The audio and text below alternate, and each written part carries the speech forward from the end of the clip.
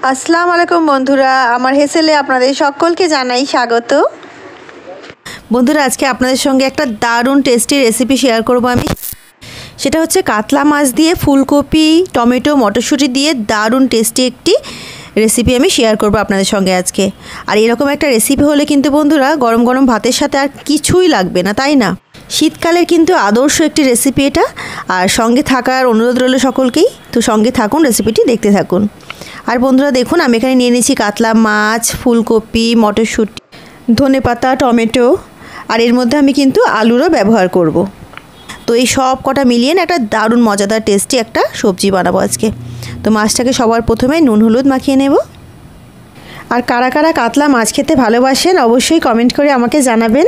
আপনারা অনেকেই ভিডিওস দেখেন, বাট কমেন্ট সবাই করেন না। তো আপনাদের কাছে অনুরোধ রইল, কমেন্ট করবেন প্লিজ। কমেন্ট করলে আমার ভীষণ ভালো লাগে, আপনাদের কমেন্ট পড়তে আমার ভীষণ ভালো লাগে, আর আমার মনোবল আরও বেড়ে যায়। দেখুন, মাছটা কিন্তু নুন হলুদ মাখানো হয়ে গেছে। এবারে এই সবজিগুলোকে সুন্দরভাবে বেছে তারপরে ফিরে আসছি। দেখুন, ফুলকপিগুলো বেশ সুন্দর করে কেটে নিয়েছি, ধুয়ে নিয়েছি। ফুলকপির সাথে কটা আলুও নিয়েছি, আর সব কটাকে কেটে ধুয়ে পরিষ্কার করে রেখেছি। আর মটরশুঁটিগুলোও কিন্তু ছাড়িয়ে নিয়েছি। চলুন রান্না করা যাক। বন্ধুরা, আমি কড়া চাপিয়ে দিয়েছি, ওর মধ্যে কিছুটা জল নিয়েছি, আর তার মধ্যে দিয়ে দিয়েছি একটু হলুদ, দিয়ে ফুলকপি আর আলুগুলো দিয়ে দিচ্ছি। এটা জাস্ট ফুটে উঠবে, ডকবক করে ফুটে উঠবে, তারপরে কিন্তু জল ঝরিয়ে তুলে নিতে হবে।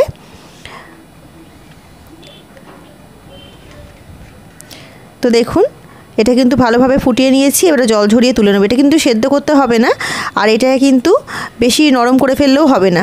তো এইভাবে জাস্ট টকবক করে ফুটে উঠবে, তারপরে কিন্তু জলটা ঝরিয়ে তুলে নেবেন।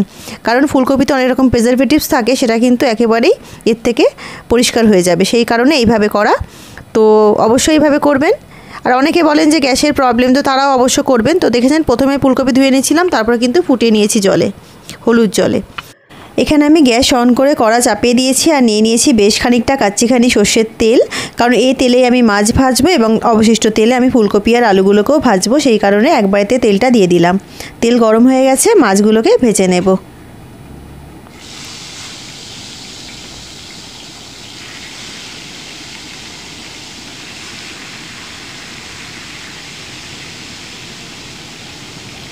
আর এই মাছটা যেহেতু আমি সবজির মধ্যে দেব বন্ধুরা, তো একটু ভালো করেই ভাজতে হবে, খুব কড়া করে নয়, অথচ মিডিয়াম ফ্লেম রেখে যেন মাছটা এমন করে ভাজতে হবে যেন মাছের ভেতরটা কুক হয়।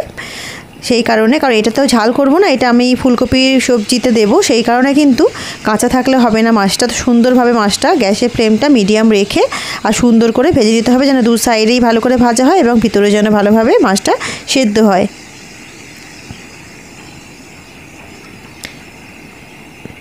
উল্টে পাল্টে সুন্দর করে মাছগুলোকে ভাজা করে নিতে হবে।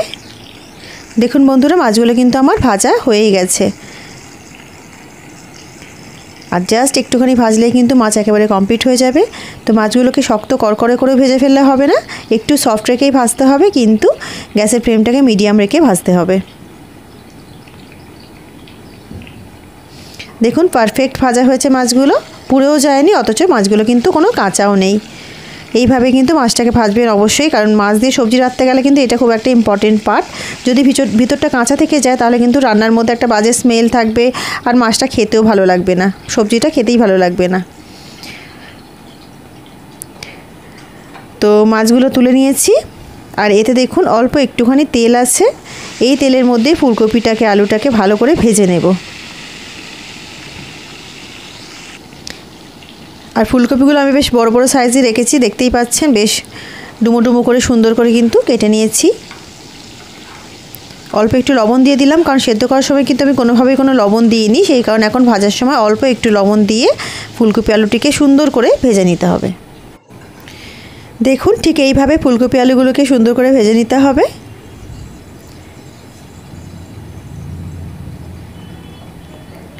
ভাজা হয়ে গেছে সুন্দর করে, সব ফুলকপি আলুগুলোকে তুলে রাখবো।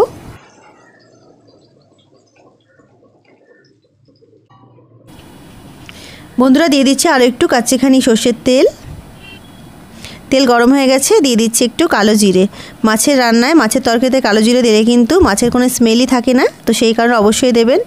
একটা তেজপাতাকে 2 টুকরো করে দিয়ে দিলাম 2টো শুকনো লঙ্কা। এটাকে জাস্ট 30 সেকেন্ডস মতো ফ্রাই করে নেব।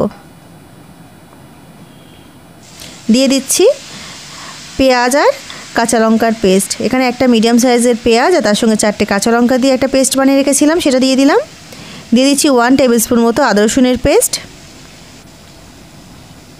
স্বাদ মতো লবণ দিয়ে দিচ্ছি। স্বাদ মতো লঙ্কার গুঁড়ো দিয়ে দিচ্ছি। এখানে ঝালটা কিন্তু কাঁচা লঙ্কা থেকেই হবে, সেই কারণে লঙ্কার গুঁড়োটা আমি কম দিলাম। আপনারা চাইলে আপনাদের পছন্দ মতো বেশিও দিতে পারেন। দিয়ে দিলাম জিরে বাটা, অল্প জল দিয়ে 1 টেবিল স্পুন জিরে বেটে রেখেছিলাম, সেটাকে দিয়ে দিলাম।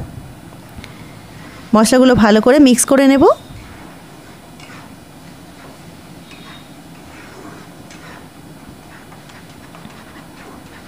গ্যাসের ফ্লেমটা কিন্তু মিডিয়াম করা আছে বন্ধুরা। দিয়ে দিচ্ছি 1/2 টিস্পুন মতো হলুদ গুঁড়ো আর 1/2 টিস্পুন মতো কাশ্মীরি লঙ্কার গুঁড়ো। এখানে কাশ্মীরি লঙ্কার গুঁড়োটা দিলাম কালারের জন্য, আপনারা এটাকে দিতেও পারেন বা নাও দিতে পারেন, এটা আপনাদের উপরেই ছেড়ে দিলাম। মশলাটাকে খুব সুন্দর করে কিন্তু কষিয়ে নিতে হবে। দেখুন শুকনো করে কষানো হয়ে গেছে, তো আমি অল্প পরিমাণে একটু জল অ্যাড করছি, করে দিয়ে মশলাটাকে আরও একটু সুন্দর করে কষিয়ে নেব কিছুক্ষণ। জলটা অ্যাড করলাম যাতে মশলাটা পুড়ে না যায়, তো অবশ্যই খেয়াল রাখবেন মশলা যেন পুড়ে না যায়। মশলাটা ততক্ষণ পর্যন্ত কষাতে হবে যতক্ষণ পর্যন্ত মশলা থেকে কাঁচা পেঁয়াজ আদা রসুনের গন্ধটা না চলে যায়।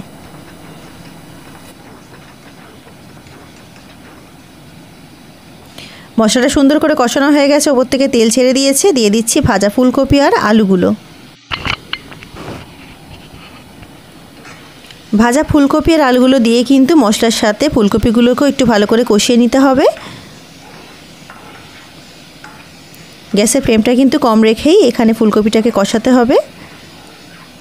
প্রয়োজন হলে অল্প একটু জল অ্যাড করে ফুলকপি আলুটিকে ভালো করে কষিয়ে নিতে হবে। অল্প একটু জল দিচ্ছি, দিয়ে ফুলকপি আলুটাকে আর সুন্দর করে কষিয়ে নেব।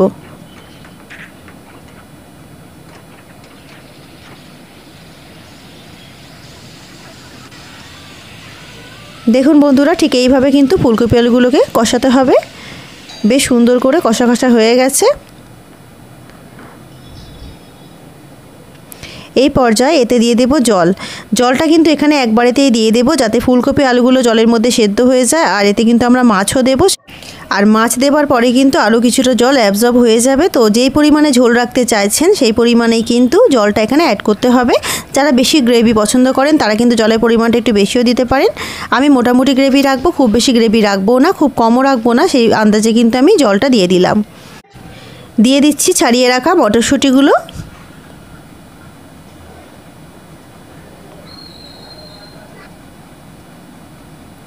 এটা কিন্তু সুন্দরভাবে ফুটতে শুরু করেছে। দিয়ে দিচ্ছি এখানে মিডিয়াম সাইজের 2টো টমেটো কুচি।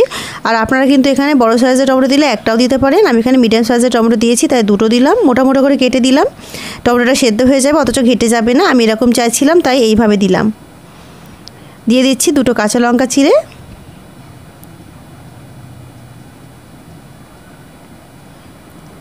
এটাকে ঢেকে দিচ্ছি বন্ধুরা। ঢেকে দিয়ে আর কিছুক্ষণ জাস্ট এটা 4-5 মিনিট মতো কুক করে নেব।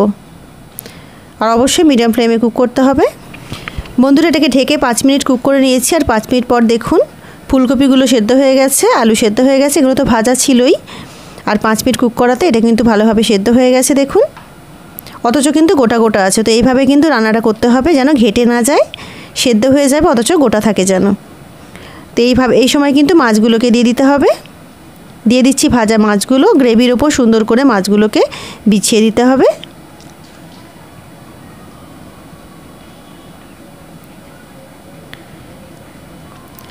মাছগুলো দিয়ে দিয়েছি বন্ধুরা। দিয়ে দিচ্ছি ওপর থেকে দেশি ধনেপাতা। তো দেশি ধনেপাতা অবশ্যই দেবেন বন্ধুরা, কারণ দেশি ধনেপাতার গন্ধ কিন্তু অসাধারণ হয়, দারুণ ফ্লেভার নিয়ে আসে। তো অবশ্যই শীতের সময় কিন্তু খুব ভালো পাওয়া যায় দেশি ধনেপাতা, অবশ্যই দেবেন এটা।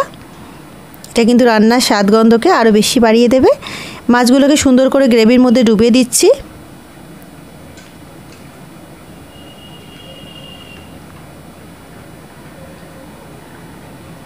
আর বন্ধুরা গ্যাসের ফ্লেমটাকে কিন্তু লো মিডিয়াম করে দেবো, বেশি হাই মিডিয়াম করে আমি এটা কুক করব না। তো এটাকে ঢেকে দিচ্ছি আবারও, ঢেকে আরও 5 মিনিট মতন লো মিডিয়াম ফ্লেমে এটাকে কুক করে নিতে হবে। তো ফিরে আসছি 5 মিনিট পর। তো বন্ধুরা দেখুন 5 মিনিট এটাকে কুক করে নিয়েছি। আর রান্না কিন্তু একেবারে রেডি হয়ে গেছে বন্ধুরা, মানে অসাধারণ একটা তরকারি বলতেই পারেন। গরম গরম ভাতের সাথে এটা খেতে কিন্তু অসাধারণ লাগে বন্ধুরা। শীতের কিন্তু আদর্শ একটি সবজি, তাই না? রোদের দুপুরে রোদে বসে এরকম ভাত আর তরকারি হলে কিন্তু আর কিছুই লাগবে না। যারা মাছ ভালোবাসেন বিশেষ করে তাদের জন্য বলছি। তো গ্যাসের ফ্লেমটাকে অফ করে দিলাম বন্ধুরা। আর ফুলকপি আলু মাছ আমার একেবারে রেডি হয়ে গেছে। রেসিপিটি আপনাদের কেমন লাগলো অবশ্যই কমেন্ট করে আমাকে জানাবেন। রেসিপিটি যদি আপনাদের ভালো লেগে থাকে অবশ্যই আমার চ্যানেলকে লাইক, শেয়ার এবং সাবস্ক্রাইব করে আমার সঙ্গে থাকবেন। বন্ধুরা, রেসিপিটি পুরো দেখার জন্য আপনাদের সকলকে জানাই অসংখ্য ধন্যবাদ। রেসিপিটি যদি আপনাদের ভালো লেগে থাকে অবশ্যই আমার চ্যানেলকে লাইক, শেয়ার এবং সাবস্ক্রাইব করে আমার সঙ্গে থাকবেন। তো দেখা হচ্ছে একটা অন্য নতুন রেসিপির সঙ্গে। ততক্ষণ সবাই ভালো থাকুন, সুস্থ থাকুন। আল্লাহ হাফেজ।